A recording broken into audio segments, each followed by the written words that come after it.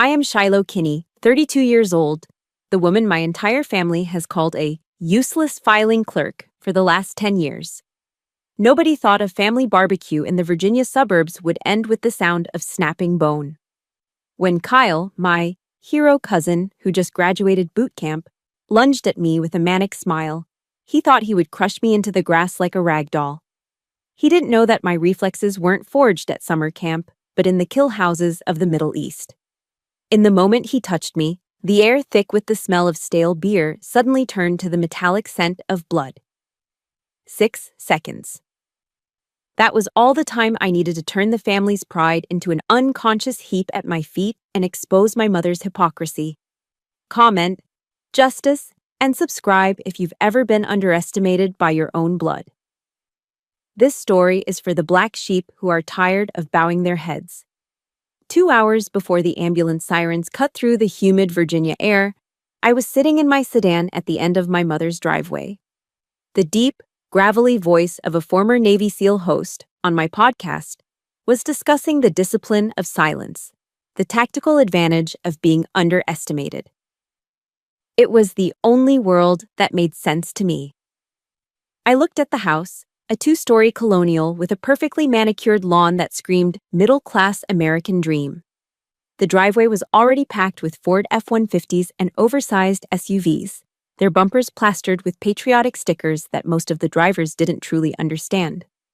I reached for the volume knob and killed the engine. Silence filled the car. I took a breath, holding it for a 4 count, then releasing it. This was the ritual. I had to take off the operator, the Tier 1 specialist who analyzed threat vectors and breach points, and put on the costume of Shiloh, the mousy, single, 30-something administrative assistant who supposedly filed paperwork for a logistics company in D.C. It was the heaviest armor I ever had to wear. I stepped out of the car, adjusting my glasses. They were non-prescription, just another prop to soften my face, to make me look harmless. The air smelled of charcoal, lighter fluid, and roasting bratwursts. But underneath that, I could smell the tension. Walking into the backyard was like walking onto a stage where everyone knew their lines except me. The noise was overwhelming. Country music was blaring from the patio speakers, competing with the raucous laughter of men holding cans of Bud Light. And in the center of it all, standing by the grill like he had just conquered a nation, was Kyle. He was 22, with a high and tight haircut so fresh his scalp looked raw. He was wearing a tight Marine Corps t-shirt that clung to his chest, making sure everyone saw the muscles he'd built over the last 3 months. He was holding a beer in one hand and a pair of tongs in the other, gesturing wildly as he recounted his time at Paris Island. "I'm telling you, Aunt Linda," Kyle shouted, his voice cracking slightly. "The drill instructors tried to break me. They really tried. But you just gotta have that mental toughness, you know? It's a mindset. Civilians just don't get it." My Aunt Linda and Aunt Sarah were gazing at him with eyes full of adoration, nodding as if he were explaining quantum physics. "Oh, he's so brave," Aunt Linda cooed, touching his arm. "Our little warrior." I stood by the sliding glass door, invisible. A warrior? He had barely finished basic training. He hadn't seen sand, hadn't heard a shot fired in anger, hadn't felt the concussive force of an IED rattling his teeth. He was a boot. A rookie with an ego bigger than his rucksack. But here, in this backyard, he was Captain America. I felt a sudden thirst, a dry scratch in my throat, and slipped into the kitchen to find a drink. The house was cooler, but the air felt heavier, suffocating with the memories of my childhood. I walked to the counter where the drinks were set up. I reached for a glass of white wine, just wanting something to dull the sharp edges of the afternoon. "Put it down." The voice came from behind me, sharp as a whip. I didn't flinch. I never flinched anymore. But I froze. I turned to see my mother, Janet. She was wiping her hands on a floral dish towel, her eyes scanning me from head to toe with that familiar look of disappointment. She stepped forward and physically snatched the glass from my hand. The wine sloshed over the rim, staining her fingers, but she didn't care. "Don't drink that," she hissed, her voice low so the guests outside wouldn't hear. "A woman drinking alone in the kitchen looks cheap, Shiloh. It looks desperate." I'm 32, Mom, I said, my voice quiet, practiced. I just wanted a glass of wine. You want attention, she corrected, placing the glass out of my reach. She nodded toward the window, where Kyle was now laughing, throwing his head back. Look at Kyle. Look at his posture. That is what a man looks like. That is what success looks like. He's protecting this country. And what are you doing? Filing invoices, wearing those baggy sweaters to hide the fact that you can't find a husband. The insult was precise, designed to hurt. She hated my job because she couldn't brag about it at her bridge club. She hated my clothes because they weren't feminine enough. She had no idea that the baggy sweater was hiding a jagged line of scar tissue running along my lower ribs, a souvenir from a botched extraction in Syria 6 months ago. I'm happy for Kyle, I lied. You should be, she snapped, turning back to her potato salad. Now go outside and try to look pleasant, and for God's sake, don't embarrass me today. I walked out the back door, the humiliation burning in my chest, not because her words were true, but because I had to let them land. I had to take the hit. I couldn't tell her that while Kyle was learning how to march in formation, I was leading a team through a night raid. I couldn't tell her that the invoices I filed were actually intelligence reports on terror cells. I needed air.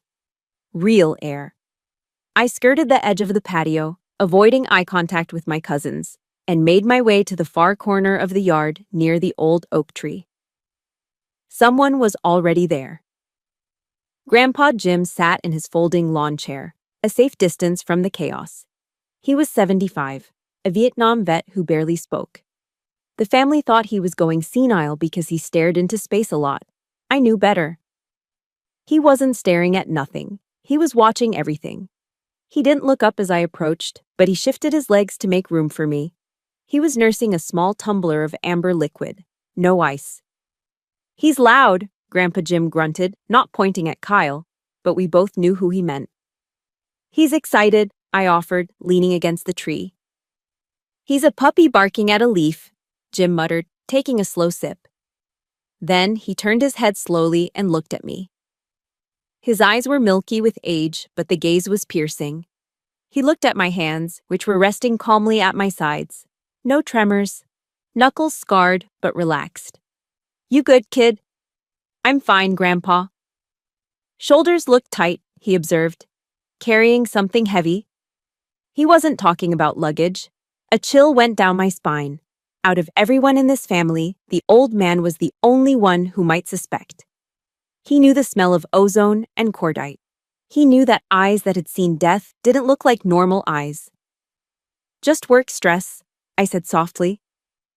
He huffed, a sound that might have been a laugh. He looked back toward the grill.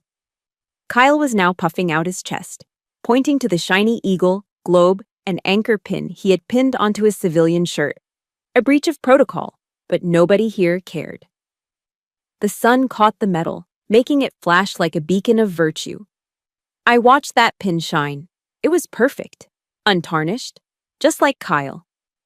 Involuntarily, my hand drifted to my side, pressing against the fabric of my shirt. Underneath, the scar felt rigid and hot. A piece of shrapnel the size of a quarter had missed my kidney by an inch. I didn't get a medal for it. I didn't get a party. I got patched up by a field medic in a dark helicopter and was back on rotation 3 weeks later. The family cheered as Kyle flipped a burger into the air and caught it. Let him have his parade, Grandpa Jim whispered, almost to himself. The quiet ones. We know the bill always comes due. I nodded, swallowing the bitterness. I thought I could just stay in the shadows, survive the afternoon, and leave. I didn't know that in less than an hour the charade would be over, and the violence I kept locked away in a box would be the only thing standing between me and the ground. The late afternoon sun was beginning to dip, casting long golden shadows across the neatly trimmed grass, but the heat hadn't broken. It clung to my skin, sticky and oppressive, matching the mood radiating from the patio chairs. Kyle had taken center stage again. He was sitting on the edge of a lawn chair, surrounded by my aunts and a few neighbors, dramatically unlacing one of his pristine combat boots. He grimaced, sucking air through his teeth as if he were pulling shrapnel out of his own flesh. Man, he groaned, finally peeling off a thick wool sock to reveal his heel. You guys have no idea. The rucks we did? 12 miles, full gear. My feet were literally bleeding inside my boots. It's brutal. Aunt Linda gasped, covering her mouth with a hand adorned with too many rings. Oh, you poor baby. Look at that blister. Sarah, get the first aid kit from the house. He needs Neosporin. I looked. It was a blister. A small pink bubble of fluid the size of a dime. It wasn't bleeding. It wasn't infected. It was the kind of friction burn you get from breaking in new footwear at the mall. But to them, it was a war wound. It was evidence of his sacrifice. It's fine, Aunt Linda, Kyle said, waving her off with false modesty, basking in the attention. Marines don't complain. Pain is just weakness leaving the body, right? The phrase, a cliché printed on every motivational poster in every recruitment office in America, made my stomach turn. Pain is weakness leaving the body. Unconsciously, I shifted my weight, and a sharp electric jolt shot up my right side, seizing my breath for a fraction of a second. I forced my face to remain blank, forced my lungs to expand slowly against the restriction of the compression bandage hidden beneath my oversized sweater. The memory didn't ask for permission to return, it just kicked down the door. 3 weeks ago, the mountains of Kunar Province. It wasn't a sunny backyard in Virginia. It was pitch black, the kind of darkness that swallowed you whole. My team was moving fast, extracting a high-value asset before the local militia realized we were there. I had taken point. I didn't see the drop, a 10-foot fall into a ravine filled with jagged rocks. I landed hard. The sound was distinct, a dry snap like a dead branch breaking under a boot. 2 ribs, fractured on impact. The pain was blinding, a white-hot poker shoved into my side, but we were in hostile territory. Silence was our only armor. I didn't scream, I didn't groan. I bit through my lip until I tasted iron, pushed myself up, and signaled, "I'm good," to my team leader. We had 5 miles to hike to the extraction point. Every step was agony. Every breath felt like inhaling broken glass. But I walked. I carried my gear. I carried the weight because that's what the job demanded. There was no Aunt Linda to fetch Neosporin. There was only the mission and the men beside me. Shiloh, Aunt Sarah's voice snapped me back to the present. The mountains vanished, replaced by the smell of charcoal and cut grass. She was looking at me, holding a plate of deviled eggs, a pitying smile plastered on her face. "You're so lucky you don't have to deal with things like that," she said, gesturing vaguely at Kyle's foot. "Kyle is so brave to put his body on the line. I mean, your job. What is it again? Data entry. At least you get to sit in air conditioning all day. No blisters for you, right?" "Right," I said. The word tasted like ash. "Just typing." "Must be nice," Kyle chimed in, smirking as he rubbed his heel. "The civilian life, safe, easy, no drill sergeants screaming in your face." My mother, who had been listening from the doorway, let out a short, derisive laugh. "Easy is what Shiloh does best. She's always chosen the path of least resistance." That was the second strike. The first had been the wine glass. This one was aimed at my soul. And just like that, another memory surfaced, older and deeper than the broken ribs. 10 years ago, the day I left for selection. The day I packed my life into a duffel bag, terrified and exhilarated, ready to serve something bigger than myself. My father had already passed, and I stood in the hallway, waiting for my mother to say goodbye. To say she was proud. To say, be safe. She hadn't even looked up from her magazine. "You're going?" she had asked, flipping a page. "Yes, Mom. The recruiter is outside." She finally looked at me, her eyes cold and hard. "You're not doing this for patriotism, Shiloh. Don't lie to yourself. You're running away. You're doing this because you can't get a man to stay. You're going to the army to hide from the fact that you're a failure as a woman. You're just broken. Broken." The word echoed in my head now, 10 years later, as I stood in this backyard surrounded by people who shared my blood but didn't know my name. They saw a spinster. They saw a disappointment. They saw a coward who chose a desk job because she couldn't handle the real world. My hand trembled slightly. I clenched it into a fist, hiding it in the pocket of my cardigan. The anger was rising, hot and dangerous. I wanted to rip off this sweater. I wanted to lift my shirt and show them the purple and yellow bruising that wrapped around my torso like a corset of violence. I wanted to show them the scar on my shoulder from a bullet graze in Yemen. I wanted to scream, I have bled more for this country in a week than Kyle will in his entire life. But I didn't. Because that wasn't the job. The job was silence. The job was letting them sleep soundly at night, blissfully ignorant of the monsters I fought in the dark. If they knew what I did, if they knew what I was capable of, they wouldn't look at me with pity. They would look at me with fear. And I didn't want my mother to fear me. I just wanted her to love me. I took a deep breath, fighting the sharp stab in my ribs. I needed an anchor, something to hold on to before I lost control. I closed my eyes for a brief second and whispered the words that had gotten me through the coldest nights and the hottest firefights. The words of King David, a warrior poet who knew something about being underestimated by his family. Blessed be the Lord my strength, which teacheth my hands to war and my fingers to fight. Psalm 144, 1. It wasn't a prayer for peace, it was a prayer for capability. It was a reminder that my scars weren't signs of failure, they were proof of my training. God had forged me in fire, even if my family only saw the ashes. You okay, Shiloh? Kyle asked, his voice dripping with mock concern.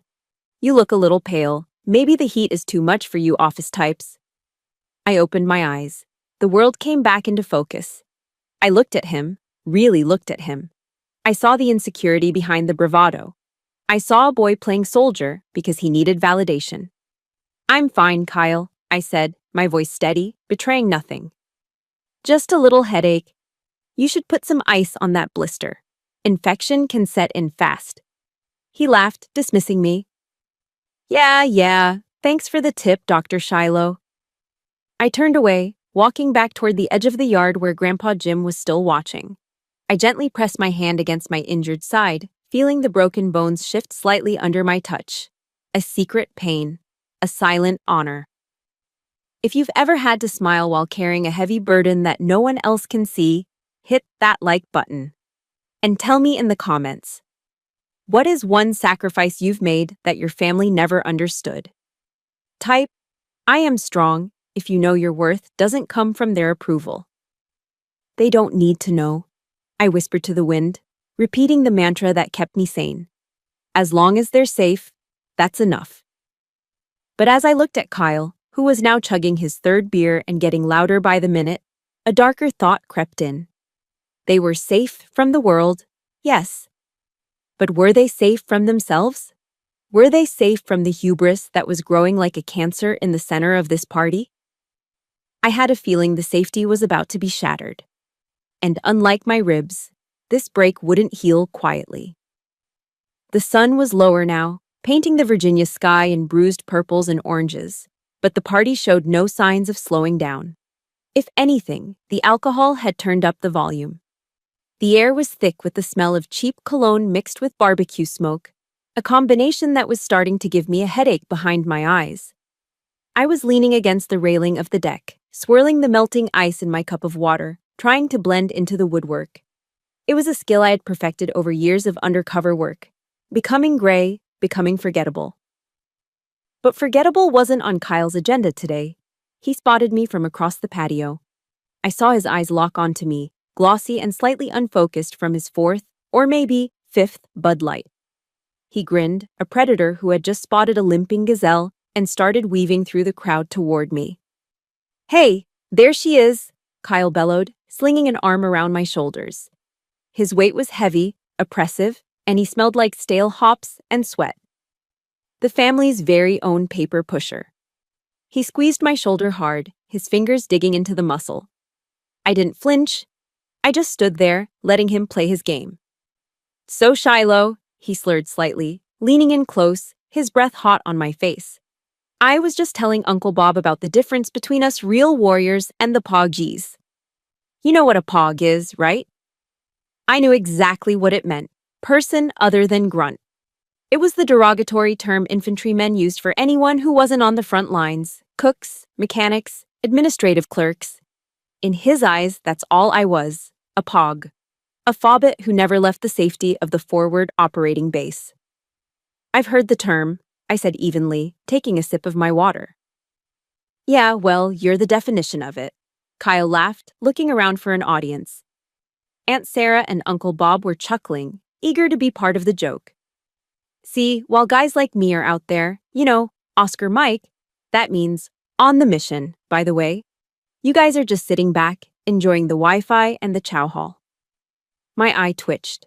Just once. Oscar Mike meant on the move. It came from the phonetic alphabet, O for Oscar, M for Mike. It didn't mean on the mission. Any boot fresh out of training should know that. But here he was, butchering the lingo to impress civilians who didn't know a rifle from a rake. Sounds intense, Kyle, I said, my voice flat. Intense? You have no idea, he scoffed, puffing out his chest. You have to have your head on a swivel, constant vigilance. You never know where the threat is coming from. Constant vigilance. I looked at him, really looked at him, and in that moment, the cousin I had grown up with vanished. In his place was a tactical problem, a threat assessment. My brain switched gears effortlessly, slipping into the cold, analytical mode that had kept me alive in places Kyle couldn't find on a map. Target, male, approx. 180 lbs, intoxicated, balance compromised. I scanned his stance. He was leaning heavily on his left leg, his right foot crossed over his ankle in a casual, arrogant pose. If I were to sweep his left knee, just a quick, sharp kick to the perineal nerve, he would drop like a sack of cement. Defense, 0. His hands were occupied, one holding a beer, the other gesturing wildly in the air. His chin was jutting out, completely exposed. His jugular vein was pulsing beneath the skin of his neck, a perfect, inviting target. Analysis, amateur. If this were a bar in Kandahar or a back alley in Beirut, he wouldn't have lasted 10 seconds. He had no situational awareness. He had let an enemy, me, get within striking distance without assessing my hands or my posture. He was loud. He was visible. He was a walking casualty. If this was a war zone, Kyle, I thought, the words echoing loudly in my skull, you'd be dead 10 times over before you even dropped your beer. You listening to me, Shiloh? Kyle poked me in the chest with a finger. I said, you wouldn't last a day in my boots. The poke was the trigger. It was a small physical aggression, harmless in a family setting. But my body didn't know we were at a barbecue. My body remembered the rules of engagement. Contact front, react. For a split second, the world slowed down. My hand tightened around the plastic cup of ice water. The plastic crunched loudly, buckling under the sudden pressure of my grip. My knuckles turned white. Every fiber of my muscle memory screamed at me to move. Step in, trap the arm, strike the throat, neutralize. It would take less than 2 seconds. I could envision it perfectly. The look of shock on his face as his airway collapsed. The sound of the beer can hitting the patio pavers. The silence that would follow. I took a sharp breath, forcing the violence back down into the dark box where I kept it. I released the tension in my hand, though the cup was now permanently deformed. I'm listening, Kyle, I said, my voice barely a whisper. I'm just taking it all in. From the corner of my eye, I saw movement. Grandpa Jim. He was still in his lawn chair under the oak tree, but he was no longer looking at the grill. He was looking directly at me. His eyes, usually clouded with age, were sharp and clear. He wasn't looking at my face. He was looking at my hands. He saw the crushed cup. He saw the shift in my stance, the way I had subtly bladed my body away from Kyle, protecting my center line, ready to strike. He knew. He gave me a nearly imperceptible nod. A soldier's nod. Stand down, Marine. Not here, not yet. The connection broke as Kyle let out a loud belch, slapping his stomach. Anyway, he announced, bored with tormenting me since I wasn't fighting back. I need a refill. This civilian beer goes down like water. You want anything, Pog? Are you good with your whatever that is? I'm good, I said. He rolled his eyes, turning his back on me completely. Another tactical error. And sauntered off toward the cooler, shouting for Uncle Bob to toss him a cold one. I let out a long, shaky exhale. The adrenaline was still humming in my veins, a low-voltage buzz that made my fingertips tingle. I looked down at the mangled cup in my hand. Ice water dripped onto my shoes, cold and sobering. I had been tested, and I had held the line.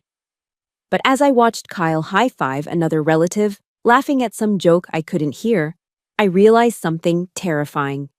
The restraint was fraying. The mask was slipping.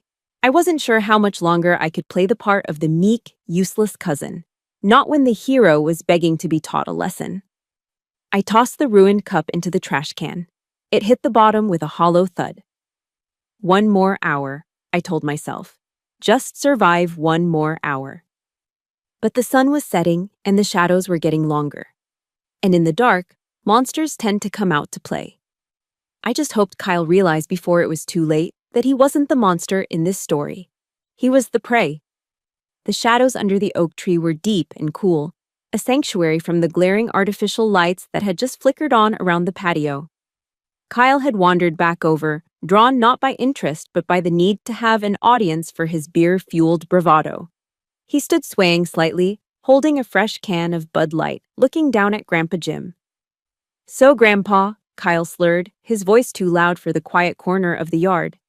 "You were in Nam, right? That must have been wild." "Lot of action? Like Full Metal Jacket style?" He grinned, expecting a war story full of explosions and heroism, something that would validate his own fantasies of combat. Grandpa Jim didn't look up immediately. He took a slow drag from a cigarette he wasn't supposed to be smoking, doctor's orders, and exhaled a thin stream of blue smoke into the humid air. When he finally spoke, his voice sounded like tires crunching on gravel. "It wasn't a movie, son," Jim said softly. "It was wet. It rained for 3 weeks straight in '68. Your boots rotted on your feet. You didn't see the enemy. You just heard the jungle moving. And you smelled it. The rot. The damp earth." He paused, his eyes drifting to a place none of us could see. "I lost my best friend, Miller, because he lit a cigarette at the wrong time. Just a flash. Then, gone." The silence that followed was heavy, weighted with the ghosts of men who never came home. I felt a tightness in my chest, a familiar ache of shared understanding. I knew that smell. I knew that sudden, violent loss. Kyle blinked, clearly bored. The adrenaline-pumping story he wanted hadn't materialized. "Yeah, well," Kyle interrupted, stifling a yawn and checking his phone. "Sounds pretty depressing, honestly. Not really the vibe for a party, you know? I'm gonna go grab another cold one. Aunt Linda made those jalapeno poppers." He turned on his heel without a second glance, leaving the old man and his trauma alone in the dark. I watched him go, feeling a surge of disgust so potent it tasted like bile. He treated a veteran's pain like bad entertainment. I didn't move. I stayed right where I was, leaning against the rough bark of the oak tree. Grandpa Jim took another drag, ash falling onto his faded jeans. "He doesn't get it," I said quietly. It wasn't a question. "He's a tourist," Jim replied, tapping ash off his cigarette. "He bought the t-shirt, but he hasn't paid the admission price." He reached into the pocket of his denim jacket and pulled out a silver flask. It was battered, dented in one corner, the metal worn smooth by decades of handling. He unscrewed the cap with trembling fingers. "Cup," he commanded gently. I held out my plastic cup. It was empty now, just a few drops of warm water at the bottom. He tipped the flask, pouring a generous measure of amber liquid. The smell hit me instantly. Peat, smoke, and oak. Good Scotch, single malt, probably older than Kyle. "Drink," he said. "It'll put some iron in your blood. Better than that horse piss the boy is drinking." I took a sip.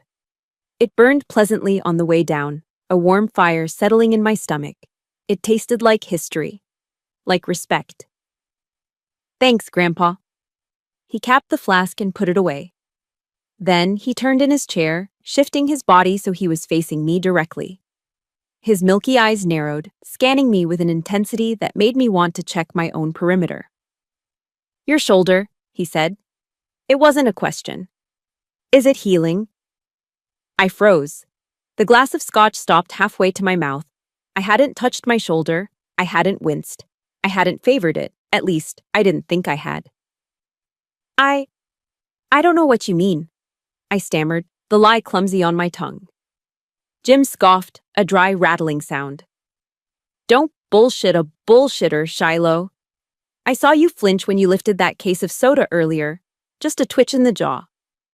And you're guarding your right side. You walk like you're carrying a pack, balancing the weight.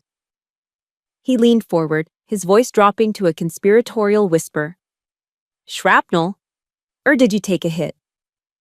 I stared at him, my defenses crumbling. For 10 years, I had fooled my mother. I had fooled my aunts. I had fooled everyone in this suburban masquerade, but I couldn't fool him. Game recognizes game. Fall, I whispered, the truth slipping out before I could stop it. Broken ribs, 3 weeks ago. He nodded slowly, absorbing the intel. There was no pity in his eyes, only recognition. The look one wolf gives another across the pack. Rough terrain? Rough enough? And the family thinks you're typing invoices. It's better that way, I said, looking toward the house where the laughter was getting louder, more raucous. Mom. She needs to believe I'm safe. She needs to believe I'm boring. If she knew the truth, it would break her. Jim snorted. Your mother is brittle, Shiloh. She breaks if the wind blows the wrong way. But you? He reached out, his calloused, papery hand covering mine where it rested on the arm of his chair. His grip was surprisingly strong. You're made of different stuff. You're tougher than steel, kid. Steel bends. You don't. Tears pricked the back of my eyes, sudden and hot. I blinked them away furiously. I hadn't cried when I broke my ribs. I hadn't cried when the medic set them. But hearing this old man, this forgotten warrior, see me, truly see me, cracked something open inside my chest. I feel like I'm disappearing sometimes, I confessed, my voice barely audible over the chirping crickets. Like Shiloh is just a ghost, and the only real thing is the mission. The mission ends, Jim said firmly. The war ends, even if it takes a lifetime. But you gotta survive the peace, Shiloh. That's the hardest part. Surviving the peace among people who don't know the cost of it. He took a swig from his flask, wiping his mouth with the back of his hand. You're not a ghost, he added. You're the only real thing in this whole damn zip code. We sat in silence for a moment, sipping our scotch, two soldiers from different wars finding a common frequency in the static of civilian life. It was the most peaceful I had felt in months. But the peace was fragile.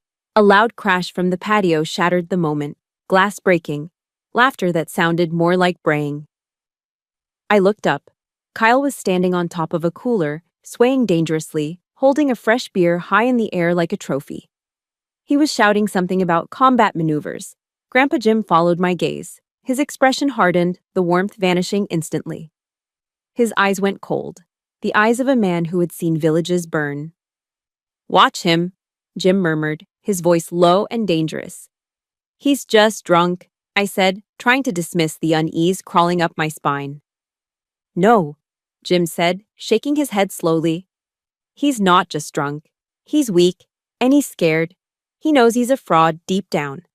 And a scared man with something to prove is the most dangerous thing on earth. He squeezed my hand one last time, a warning grip. Be ready, Shiloh, he whispered. The dog that barks the loudest is usually the one that's about to bite.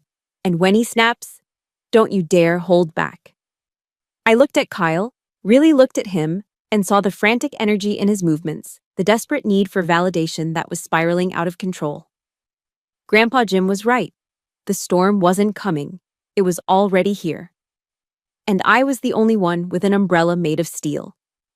The warning from Grandpa Jim hung in the air like ozone before a thunderstorm. The dog that barks the loudest is usually the one that's about to bite. It didn't take long for the bite to come. Kyle was bored. The adrenaline from his war stories had faded, replaced by the sloppy, aggressive buzz of too much cheap beer.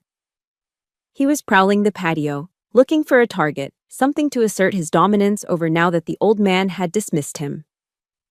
His eyes landed on Leo. My nephew Leo was 12 years old, a quiet kid with messy hair and glasses slightly too big for his face. He was sitting on the edge of a planter box, engrossed in a video game on his phone, trying to make himself as invisible as I usually did. He was the family's punching bag, too sensitive, too artistic, not interested in football or hunting. "Hey, Leo," Kyle shouted, his voice slurring. "Get your nose out of that screen, boy." Leo flinched, looking up with wide, startled eyes. "I'm just playing, Kyle." "Playing?" Kyle sneered, stomping over to him. "You're rotting your brain. You need to learn some real skills. Get up." Before Leo could react, Kyle grabbed him by the back of his t-shirt and hauled him to his feet. Leo stumbled, dropping his phone onto the concrete. The screen cracked. "Hey!" Leo cried out, reaching for it. "My phone!"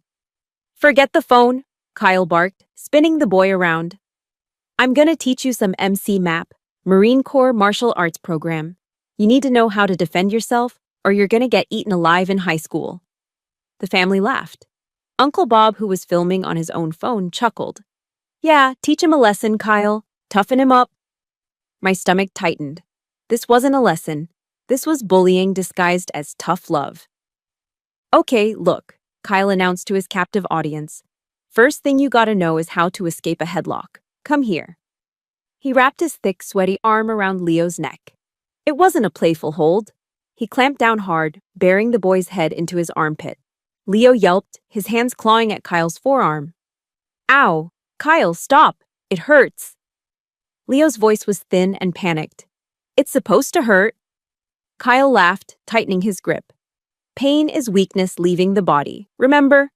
Now try to break it. Come on, use your hips." Leo was flailing now. His face was turning red. His feet scrabbled against the patio stones. He wasn't learning anything. He was being choked by a drunk 22-year-old who didn't know his own strength or didn't care. "Kyle, let him go," I said from the shadows, my voice low. But the noise of the party drowned me out. "Look at him," Aunt Linda giggled, sipping her wine. "He's like a little fish on a hook." "Mom!" Leo screamed, tears streaming down his face. "Mom, help me!" I looked at my sister-in-law, Leo's mother. She was standing next to my mom, holding a plate of brownies. She looked uncomfortable, but she didn't move.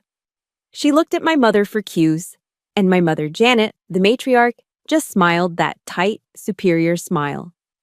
"Oh, stop crying, Leo," she said, her voice cutting through the boy's sobs. "Don't be such a baby. Kyle is just playing. You need to learn to be a man. Let your cousin teach you something useful for once. Learn to be a man." The words hit me like a physical blow. The cruelty of it, the absolute willful blindness. They were watching a child be terrified, be hurt, and they were calling it education. They were calling it masculinity. Leo's struggles were getting weaker. His eyes were wide with terror, darting around the circle of smiling adult faces, looking for a savior and finding only an audience. And in that look, the backyard vanished. Suddenly, I wasn't in Virginia anymore. I was in a dusty village in Idlib. The smell of charcoal became the smell of burning tires. The sound of country music became the ringing in my ears after an explosion. And Leo's face, it became the face of a boy I had pulled from the rubble 3 years ago. A boy who had looked at me with that same desperate, pleading terror. "Help me." My vision tunneled. The edges of the world went gray. The only thing in color, the only thing that mattered, was the threat and the victim. The mask of Shiloh. The secretary dissolved. The armor of the meek daughter shattered. I didn't think. I didn't decide. The training took over. I set my plastic cup down on the small table beside Grandpa Jim. The movement was precise, deliberate. Grandpa Jim didn't try to stop me. He just sat back, his eyes hard, and whispered one word. "Go." I stepped out from under the oak tree. My movements were fluid, devoid of the clumsy hesitation I usually faked. I crossed the grass in 3 long strides, closing the distance to the patio. The air around me seemed to drop 10 degrees. "Kyle!" I didn't yell. I didn't scream. I used the voice I reserved for the field, the command voice. It was a tone that bypassed the conscious brain and struck directly at the primal instinct to obey. It was deep, resonant, and utterly devoid of fear. The laughter died instantly. Uncle Bob lowered his phone. Aunt Linda froze with her wine glass halfway to her mouth. Kyle stopped squeezing, but he didn't let go. He turned his head, his eyes glassy and confused, trying to locate the source of the sound that had just cut through his drunken haze. He saw me standing there, 10 feet away. My hands were empty, hanging loose at my sides. My posture was relaxed, but it was the relaxation of a coiled snake. "What did you say?" Kyle sneered, trying to regain his bravado, but his voice wavered. I repeated, each word landing like a hammer strike. "Let the boy go." "Or what?" Kyle laughed, though it sounded forced. He tightened his grip on Leo again, making the boy whimper. "You gonna file a complaint against me, Shiloh? Gonna write me up?" My mother stepped forward, her face flushed with anger. "Shiloh, get back inside. Don't you dare ruin this party with your drama. Kyle is just having fun." "This isn't fun," I said, my eyes never leaving Kyle's face. I didn't even look at her. "He's hurting him, and he's going to stop. Now." "Who are you to tell me what to do?" Kyle spat, his ego flaring up, overriding any sense of self-preservation. He shoved Leo away from him. The boy crumbled to the ground, coughing and clutching his throat. "You're nothing. You're a nobody." Kyle turned fully toward me, his chest heaving, his fists clenching. He took a step forward, entering my personal space. He loomed over me, using his height, using his bulk, trying to intimidate the little cousin. "You want to play soldier, Shiloh?" He growled, spit flying from his lips. "Come on then, make me stop." He raised his hands in a sloppy fighting stance. I looked at his hands. I looked at his feet. I looked at the exposed line of his jaw. Grandpa Jim was right. The dog had snapped. And for the first time in 10 years, I wasn't going to walk away. "Your choice, Kyle," I whispered, so only he could hear. "But you're not going to like how this ends."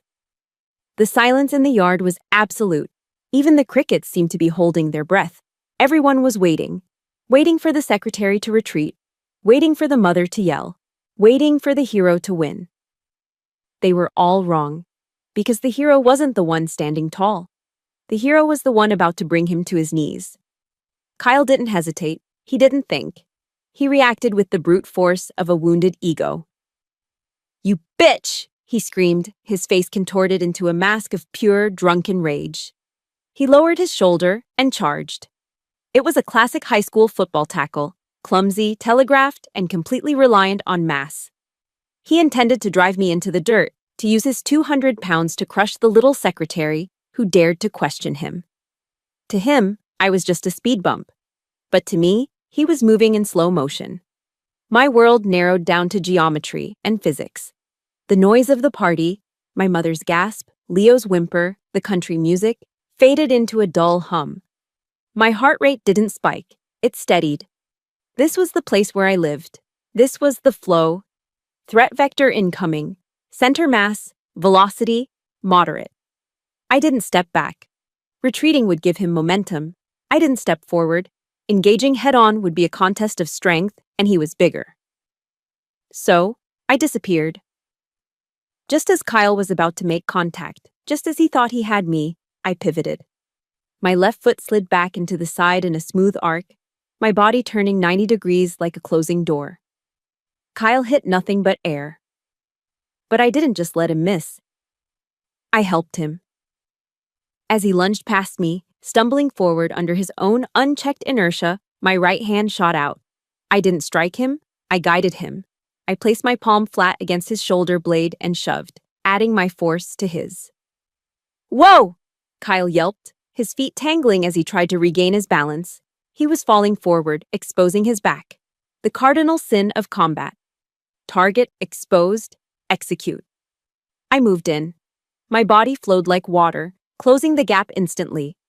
I kicked the back of his knee, a sharp, precise strike to the popliteal fossa. His leg buckled. He dropped to his knees with a grunt, his momentum arrested, but his balance destroyed.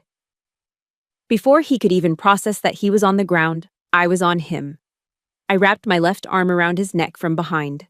It wasn't a hug. It was a vice. My bicep pressed against the right side of his neck. My forearm bone dug into the left. I grabbed my own right bicep with my left hand, locking the hold. My right hand moved behind his head, pushing it forward, cinching the noose tight. The rear naked choke. The Meta Leão. The lion killer. It wasn't about cutting off his air. That takes too long, and they fight too hard. It was about blood. I compressed his carotid arteries, the highways delivering oxygen to his brain. Kyle thrashed. He clawed at my arm, his fingernails digging into my skin, desperate and wild. He tried to throw himself backward to slam me onto the concrete. But I had already hooked my legs around his waist, grapevining his legs, flattening my hips against his back. I was a backpack he couldn't take off. "Stop!" someone screamed. Maybe my mother. Maybe Linda. It didn't matter. I leaned in close to Kyle's ear. He was making gurgling noises now, his panic escalating as his vision started to tunnel. "General Mattis said something you should have learned in boot camp, Kyle," I whispered, my voice calm, almost intimate amidst the violence. "Be polite, be professional, but have a plan to kill everyone you meet." I tightened the grip by a fraction of an inch. "You forgot the plan," I murmured. "And you forgot the professionalism." His thrashing slowed. His movements became jerky, uncoordinated. His brain was starving. The lights were flickering in the house. Carotid arteries compressed, I counted down in my head, syncing with the fading rhythm of his struggle. Hypoxia setting in. 3, 2, 1. Kyle's arms dropped. His body went limp, all the tension leaving him in a sudden rush. He was heavy, just dead weight in my arms. I held him for one more second to be sure, muscle memory from ensuring a target was neutralized. Then I released the lock. I unhooked my legs and stood up, letting him slump forward onto the grass. He lay there, face down, snoring softly, the sound of his body trying to reboot. I took a step back. I looked down at my hands, steady, not a tremor. I reached up and adjusted my glasses, which had slid slightly down my nose during the scuffle. I smoothed the front of my cardigan. I checked my pulse mentally. 65 beats per minute, a resting rate. Then, I looked up. The scene was frozen. It was a tableau of absolute shock. My mother stood with her hands covering her mouth, eyes wide with horror. Uncle Bob was still holding his phone, but his arm hung limp at his side. Aunt Linda looked like she was about to faint. Even Grandpa Jim looked surprised. Not that I had won, but at the efficiency of it. He raised his flask in a silent salute, a grim smile playing on his lips. Silence. The kind of silence that follows a gunshot. They were looking at me, but they weren't seeing Shiloh the secretary anymore. They were seeing a stranger. A stranger who had just dismantled their golden child in 6 seconds flat without breaking a sweat. I looked at Leo. The boy was still sitting on the ground where Kyle had shoved him, staring at me with awe. He wasn't scared of me. He was looking at me like I was a superhero who had just taken off her disguise. I winked at him. Then I turned my gaze to my mother. She took an involuntary step back, fear flashing in her eyes. Fear of her own daughter. "He'll wake up in a minute," I said, my voice cutting through the quiet yard like a razor blade.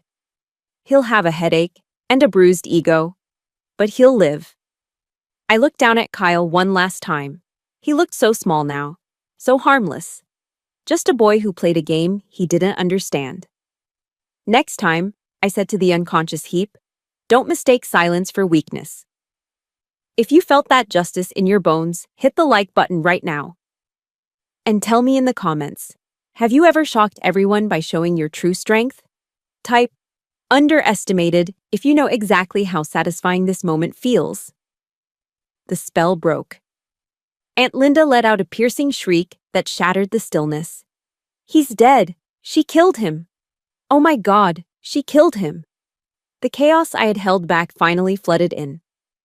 But I stood in the center of the storm, calm and untouched. I had crossed the line. I had revealed the monster. And for the first time in my life, I didn't care who saw it.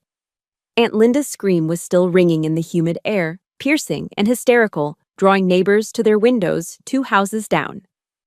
"Call the police!" she shrieked, dropping to her knees beside Kyle's prone form. She hovered over him, her hands fluttering uselessly around his face, checking for injuries that weren't there. "Bob!" Call 911. She's crazy. She tried to kill him. The patio, which had been a stage for Kyle's arrogance just moments ago, was now a scene of utter bedlam. Uncle Bob was fumbling with his phone, his face pale, looking at me with wide, terrified eyes. He didn't dial. He was too scared to move, too scared to provoke the woman who had just dropped a Marine in 6 seconds. Kyle groaned, rolling onto his side. He coughed, a wet, hacking sound, and clutched his throat. The color was returning to his face, replacing the ghostly pallor of hypoxia. He's alive, I said flatly, not moving an inch. He's fine. He just took a nap. You shut up, Aunt Sarah yelled from the safety of the sliding glass door. You animal, look what you did to him. My mother, Janet, finally found her voice.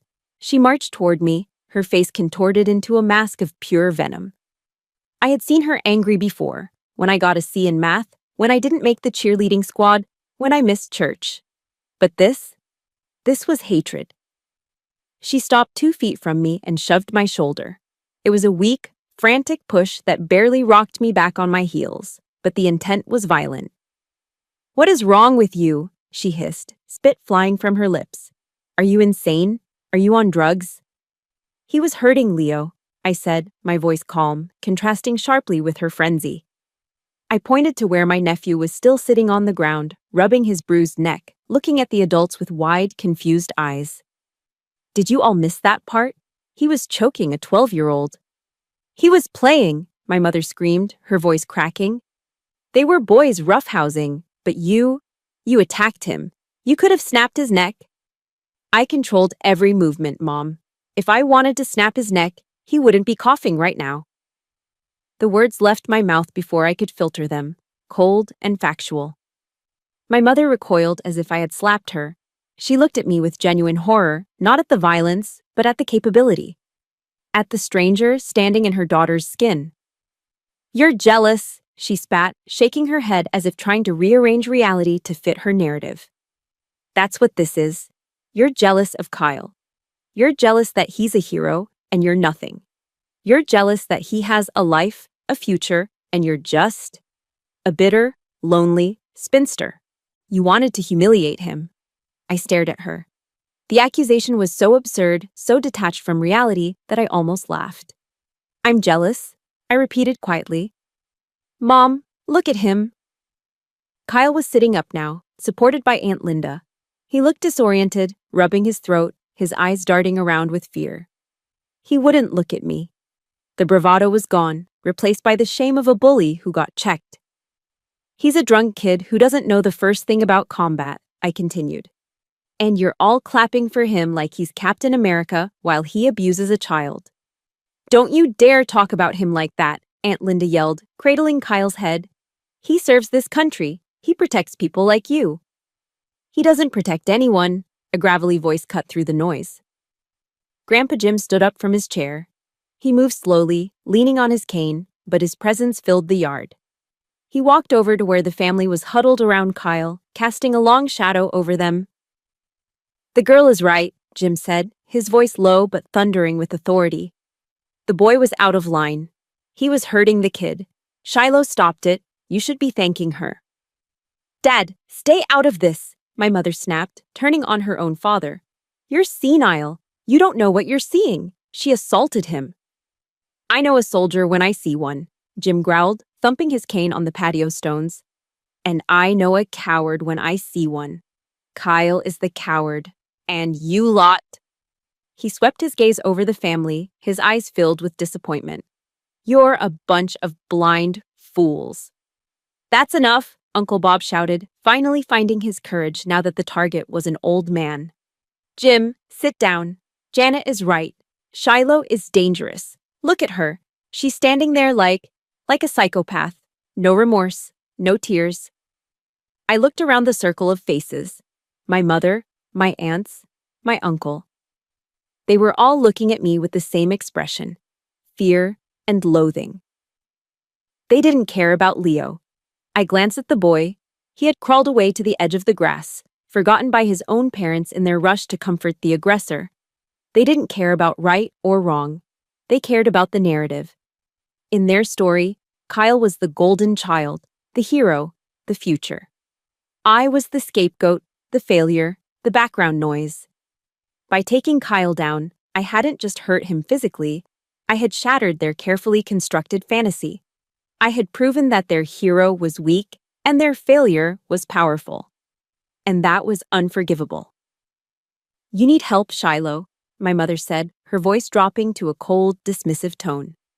"You need professional help. I don't know where you learned those things, but it's not normal. It's sick." "It's training, Mom," I said, feeling the last tether of attachment snap inside my chest. "It's what keeps you safe at night. But you don't want to know that. You prefer the fairy tale." "Get out," she whispered. I raised an eyebrow. "Excuse me?" "Get out of my house," she said louder, pointing a trembling finger at the gate. "Leave. Before Bob calls the sheriff. I don't want you here. You're not the daughter I raised." I looked at her. I looked at the woman whose approval I'd chased for 32 years. The woman whose criticism had driven me to push myself harder, to become elite, to become lethal, just to prove I was worth something. And I realized with a clarity that was both heartbreaking and liberating that I would never be enough for her. Not because I lacked value, but because she lacked the capacity to see it. "You're right, Mom," I said softly. "I'm not the daughter you raised. That girl died a long time ago in a desert you couldn't find on a map." I turned to Grandpa Jim. He gave me a sad, knowing nod. "Go," his eyes said. "Save yourself." Then I looked at Leo. "You okay, bud?" He nodded, sniffling, clutching his phone. "Thank you, Aunt Shiloh." "Keep your head up," I told him. "Don't let them break you." I didn't look at Kyle. He wasn't worth the eye contact. I turned my back on them. I turned my back on the accusations, the gaslighting, the toxic loyalty to a lie. I walked toward the sliding glass door to get my purse, my steps steady and rhythmic. Behind me, the babble of voices started up again, comforting Kyle, vilifying me, rewriting history in real time. But their voices sounded distant now, like static on a radio channel I was tuning out. I was done. The mission here was scrubbed. It was time to extract. The interior of the house was cool and quiet, a jarring contrast to the heat and hysteria of the backyard. It felt like a museum of a family I didn't belong to. I walked through the hallway, my footsteps muffled by the thick carpet. On the walls, framed photos smiled back at me. Kyle in his football uniform, my sister at her wedding, my mother receiving a garden club award. There were no pictures of me. Not really. Just a blurry group shot from a Christmas 5 years ago where I was standing in the back, half obscured by a Christmas tree. I reached the foyer table where I had left my purse. I checked my essentials automatically. Keys, wallet, sunglasses, check, check, check. I was ready to leave. I was ready to never come back. But as I reached for the brass doorknob, a hand slammed against the wood, holding the door shut. I didn't flinch. I turned slowly to find my mother standing there. She was breathing hard, her chest heaving, her face flushed with a mixture of rage and desperation. She looked small suddenly, small and petty. "You're not leaving," she said, her voice trembling. "Watch me," I replied, my tone even. "You're going to go back out there," she hissed, pointing toward the patio door where the muffled sounds of Aunt Linda's wailing could still be heard. "And you are going to apologize to Kyle. You're going to tell everyone that you snapped, that you're on medication, that you're sorry."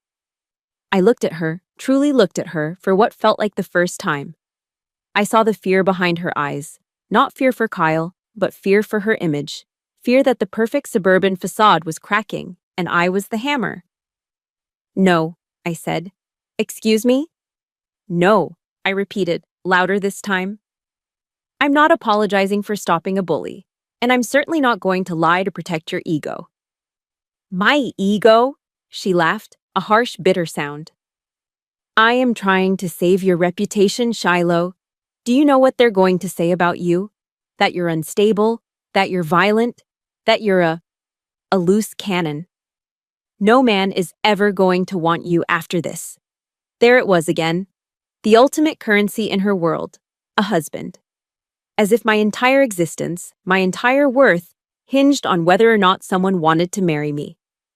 I don't care what they say, Mom, I said, stepping closer to her.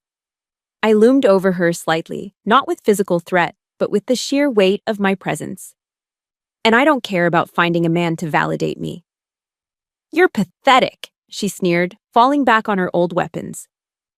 You're a glorified secretary, Shiloh. You file papers, you answer phones, you live in a tiny apartment, and you have nothing. Kyle is a Marine. He is elite. You should be on your knees begging for his forgiveness. Something inside me finally snapped. Not with a bang, but with a quiet, decisive click. The lock on the door to my secret life turned. You think I file papers? I asked, my voice dropping to a whisper that was more terrifying than a scream. I know you do, she scoffed. That's all you're good for. I leaned in, invading her personal space until I was inches from her face. I let the mask drop completely.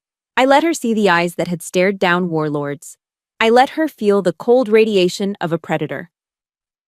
That logistics company in DC? I said softly. It doesn't exist, Mom. It's a front, a shell corporation for the intelligence support activity. Her eyes widened. She opened her mouth to speak, but no words came out. I don't type invoices, I continued, relentless. I hunt people, bad people, people who make Kyle's drill instructors look like kindergarten teachers. I speak 3 dialects of Arabic.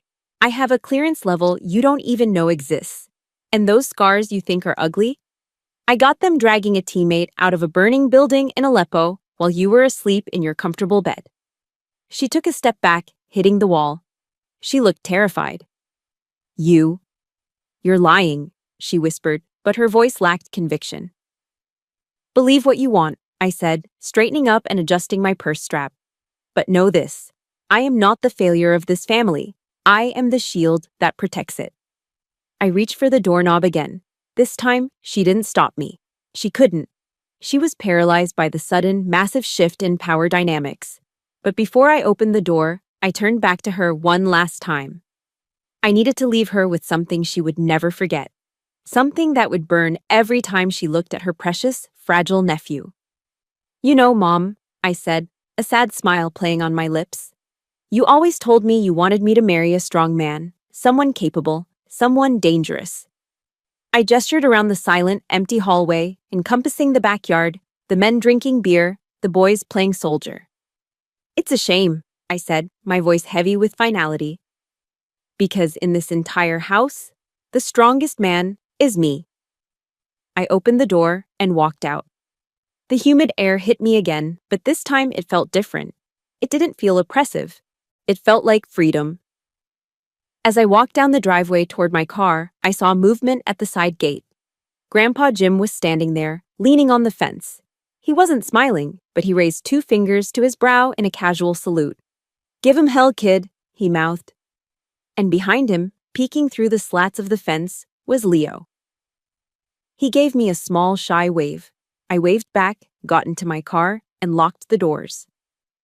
The sound of the locks engaging was the most satisfying sound I had heard all day. It was the sound of a boundary being set in stone. I started the engine. The radio came on, resuming the podcast I had paused hours ago. The host was talking about extraction strategies, about knowing when a position is compromised and when it's time to leave. I put the car in reverse and backed out of the driveway. I didn't look at the house. I didn't look at the window where I knew my mother was watching. I looked at the road ahead. I drove past the rows of manicured lawns and American flags. I drove until the suburbs faded into the highway. I drove until the sun finally set, leaving the world in darkness. But I wasn't afraid of the dark. The dark was where I did my best work. And for the first time in a long time, I was heading home. Not to the house I grew up in, but to the life I had built. A life where strength was respected, silence was a virtue, and family was earned, not inherited.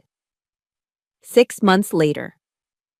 The air inside the SCIF, Sensitive Compartmented Information Facility, was filtered, recycled, and kept at a constant 68 degrees.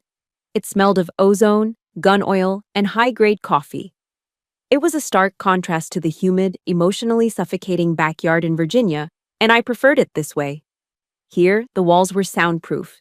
Here, there were no windows to look out of and no prying eyes to look in. I stood at a metal workbench, stripping down my Glock 19. My hands moved with a rhythmic, practiced efficiency, checking the slide, the spring, the barrel. Click, clack, snap. It was a meditation. Boss? I didn't look up immediately. I finished reassembling the weapon, racked the slide once to ensure it was seated, and holstered it on my hip. Status, Miller? I asked, turning to face the man standing in the doorway.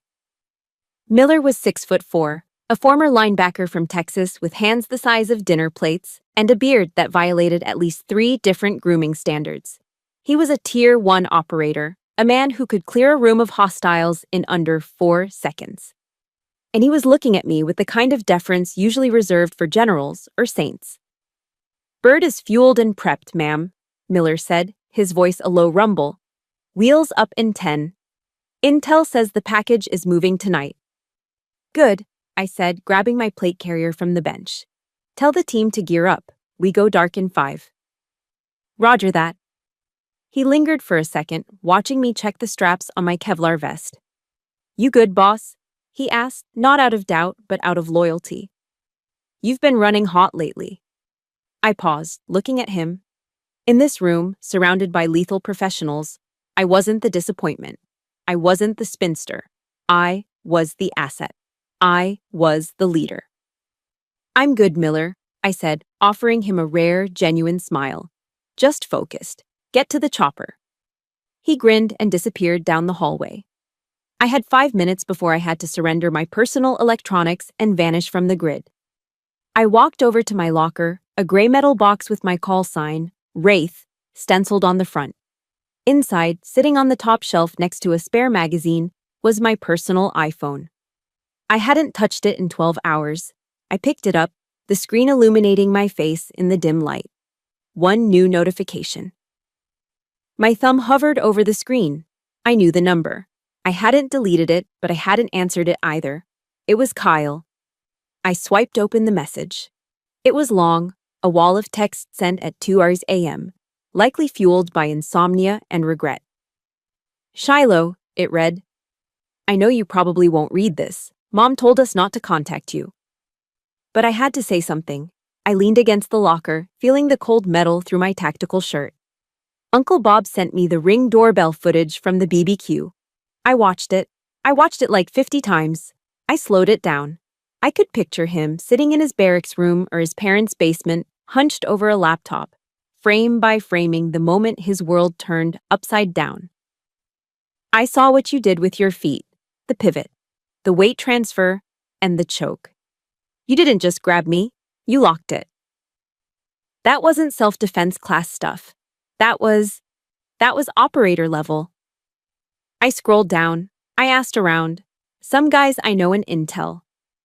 They wouldn't tell me anything, but the way they shut up when I mentioned your name. Jesus, Shiloh. Who are you? A ghost, I thought. I'm the ghost you were too loud to hear. I'm sorry about Leo. The message continued. I was drunk, yeah, but that's no excuse. I was being a bully. You were right. Grandpa Jim was right. I felt small, and I wanted to feel big. I'm sorry I made you leave. If you ever want to talk, or teach me how to not get my ass kicked in 6 seconds, let me know. I stared at the words. 6 months ago, this message would have meant everything to me. It would have been the vindication I craved. It would have been the proof that I wasn't crazy, that I wasn't the villain. But now, it just felt quiet. It was an echo from a life I'd already shed, like a skin I had outgrown. I didn't feel angry at Kyle anymore. I didn't feel triumphant. I just felt a distant, detached pity. He was finally seeing me, yes, but he was seeing the cool part, the violence, the skill. He still didn't know me. He didn't know the nights I spent awake, the weight of the decisions I made, the cost of the silence I kept. And he never would. Because he hadn't earned that clearance. My thumb moved to the top of the screen. I didn't type a reply. I didn't type, I forgive you. I didn't type, go to hell. I tapped edit. Then, select message. Then, the trash can icon. Delete conversation? This action cannot be undone. I pressed delete. The message vanished. The screen went blank. It was that simple. No drama, no tears, just a digital cleaning of house. I didn't need his apology to validate my worth. I didn't need my mother's approval to define my strength. I had found my validation in the field, in the trust of men like Miller, in the quiet knowledge that when the world caught fire, I was the one holding the hose. I tossed the phone onto the shelf and slammed the locker shut. The sound echoed in the empty room like a gavel striking a block. Case closed. I put on my helmet, adjusting the night vision goggles until they clicked into place. I checked my radio frequency. I pulled on my gloves. The woman who craved acceptance at a barbecue in Virginia was gone. In her place stood Wraith. I walked out of the SIF and into the hallway, the heavy steel door sealing behind me with a pneumatic hiss. The corridor was long and lit by red emergency lights. At the end of it, the tarmac waited. The mission waited. I wasn't lonely. Solitude is a state of isolation. Aloneness is a state of being. I was alone, yes, but I was whole. As I walked toward the roar of the waiting helicopter, I didn't look back. There was nothing behind me worth saving. Everything I needed was right here, strapped to my chest and standing by my side. It was Oscar Mike, and I had work to do. The tarmac was alive with the scent of jet fuel and the deafening roar of rotors cutting through the night air. It was a chaotic symphony of power, but to me, it sounded like a lullaby. I walked toward the waiting MH-60 Blackhawk, the wind whipping my hair around my face. I didn't fight it. I let the rotor scour me clean, stripping away the last lingering doubts of the girl who used to apologize for existing. Miller was already inside, sitting near the door gunner position. He extended a gloved hand to pull me up. "Welcome aboard, boss," he shouted over the noise, his grip firm and reassuring. I hauled myself into the cabin and took my seat. Around me, the rest of the team was strapping in. There was Sanchez, checking the feed on his drone tablet.